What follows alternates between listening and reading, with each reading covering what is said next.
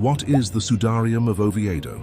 Today we're exploring a fascinating relic that's often overshadowed by its more famous counterpart, the Shroud of Turin. The Sudarium of Oviedo is a small piece of linen, about 34 by 21 inches, stored in the Cathedral of San Salvador in Oviedo, Spain. Often overshadowed by its more famous counterpart, the Shroud of Turin, this blood-stained cloth bears no visible image, only bloodstains and traces of other fluids.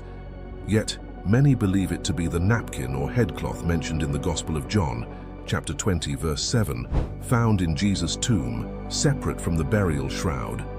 Could this simple relic hold the key to unlocking the authenticity of the shroud? In Jewish burial customs of the 1st century, a body was often wrapped in a large linen cloth, like the Shroud of Turin, while a smaller cloth, called a sudarium, was used to cover the face or head.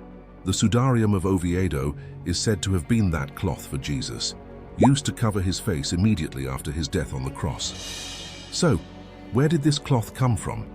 The Sudarium's documented history is remarkable.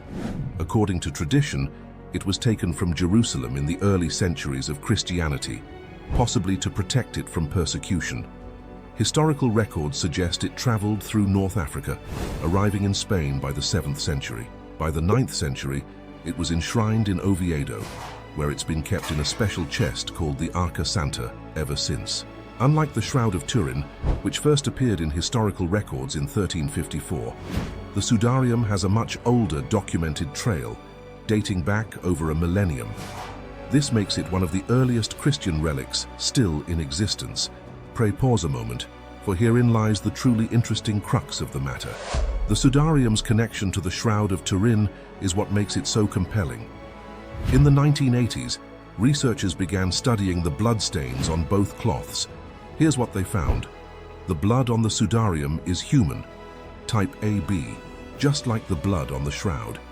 Even more striking, the patterns of bloodstains on the Sudarium, particularly around the face and head, match the wounds visible on the shroud's image, including stains from the crown of thorns and facial injuries. For example, the Sudarium shows stains consistent with a cloth wrapped around a head, with blood flowing from puncture wounds, likely from thorns, and a side wound, possibly from a spear. These align almost perfectly with the shroud's image. Coincidence, maybe, but the odds are slim. Some researchers estimate a 1 in 10 million chance that these stains would match so precisely if the cloths didn't cover the same person. And here's another kicker. Pollen and soil traces on the Sudarium match samples found on the shroud, including pollen from plants native to the Jerusalem area. This suggests both cloths may have originated in the same region, possibly even the same tomb. Now let's talk science. The Sudarium hasn't been studied as extensively as the shroud, but it's had its share of scrutiny.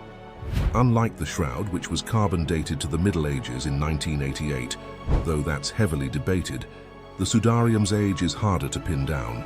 Some tests suggest it could date to the 1st century, but contamination from centuries of handling makes precise dating tricky. Critics argue the Sudarium, like the shroud, could be a medieval forgery. But here's the problem. The bloodstains on the Sudarium show signs of being pre-mortem and post-mortem, consistent with a crucifixion victim. Forging that level of detail in the Middle Ages would have required medical knowledge that didn't exist at the time. Plus, the absence of an image on the Sudarium makes it less likely to be an artistic creation. So is it authentic? We don't have definitive proof, but the evidence is compelling. Whether you're a believer or a skeptic, the Sudarium of Oviedo is a window into history. For Christians, it's a tangible link to the Passion of Jesus, a reminder of sacrifice and resurrection. For historians and scientists, it's a puzzle that challenges our understanding of the past.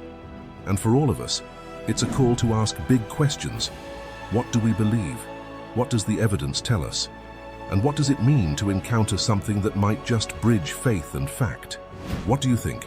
Is the Sudarium of Oviedo the key to the Shroud of Turin mystery, or just another enigma? Share your thoughts in the comments. If you like this, hit like, subscribe, and ring the bell for more historical mysteries. Check out our Shroud of Turin video for more. Thanks for watching. See you soon, traveler.